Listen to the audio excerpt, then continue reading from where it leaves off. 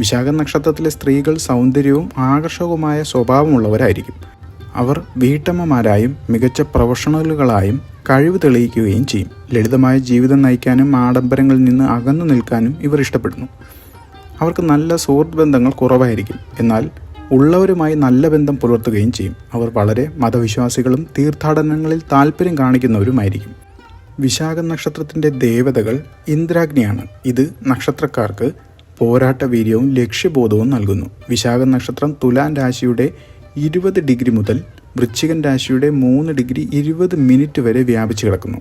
ഈ നക്ഷത്രത്തിൽ ജനിച്ചവർ പൊതുവെ വിശ്വസ്തരും തങ്ങളുടെ കുടുംബത്തിന് പ്രാധാന്യം നൽകുന്നവരുമായിരിക്കും. വിശാഖ നക്ഷത്രത്തിൻ്റെ അതിൻ്റെ പാദങ്ങളുടെ അടിസ്ഥാനത്തിൽ 4 തരംതിരിക്കാം. ഓരോ പാദത്തിനും അതിൻ്റേതായ സ്വഭാവങ്ങളുണ്ട്. 1-ാം പാദത്തിൽ ജനിച്ചവർ ദൃഢനിശ്ചയവും ഊർജ്ജസ്വലതയും ഉള്ളവരായിരിക്കും. 2-ാം പാദത്തിൽ ജനിച്ചവർ ബുദ്ധിശാലികളും കലാപരമായ കഴിവുകളുള്ളവരുമായിരിക്കും. 3-ാം പാദത്തിൽ ജനിച്ചവർ വിവിധ വിഷയങ്ങളിൽ അറിവ് നേടാൻ താല്പര്യം കാണിക്കുകയും ആത്മീയ കാര്യങ്ങളിൽ ശ്രദ്ധയുള്ളവരുമായിരിക്കും. 4-ാം പാദത്തിൽ ജനിച്ചവർക്ക് വികാരങ്ങളെ നിയന്ത്രിക്കാൻ ബുദ്ധിമുട്ടുണ്ടാകാനുള്ള ഇടയുമുണ്ട്. 2025 മെയ് മാസത്തിലെ പ്രധാന ജ്യോതിഷ സംഭവങ്ങൾ.